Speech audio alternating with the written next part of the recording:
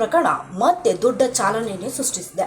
YouTuber Sameer MD ತಮ್ಮ YouTube ಚಾನಲ್ನಲ್ಲಿ ದಶಕಗಳ ಹಿಂದಿನ ಸೌಜನ್ಯ ಅತ್ಯಾಚಾರ ಹಾಗೂ ಹತ್ಯೆ ಪ್ರಕರಣದ ಬಗ್ಗೆ ವಿಸ್ತಾರವಾದ ವಿಡಿಯೋವನ್ನು ಮಾಡಿದ್ರು.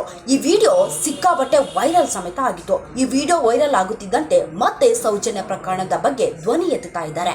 ಇದೇ ವೇಳೆ ದುನಿಯಾ ವಿಜಯ್ ಹಳೆಯ ಟ್ವೀಟ್ ಕೂಡ ಸಿಕ್ಕಾಪಟ್ಟೆ ವೈರಲ್ ಆಗ್ತಾ ಇದೆ. ಸೌಜನ್ಯ ಅತ್ಯಾಚಾರ ಹಾಗೂ ಅಂತ್ಯ ಪ್ರಕರಣಕ್ಕೆ ಇನ್ನೂ ತಾರ್ಕಿಕ ಅಂತ್ಯ ಸಿಕ್ಕಿಲ್ಲ. ಹಾಗಾಗಿ ದಿಢೀರನೆ ಈ ಪ್ರಕರಣ ಕಾವು ಪಡೆಯುತ್ತಿದೆ.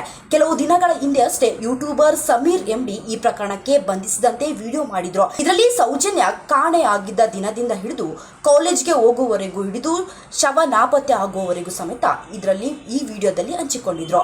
ಈ ಕೇಸ್ ಯಾಕೆ ಇಷ್ಟೊಂದು ಜಟಿಲವಾಗಿದೆ? ಕೇಸ್ ಆದಿ ತಪ್ಪುವುದಕ್ಕೆ ಪೊಲೀಸರ ಪಾತ್ರವೇನು?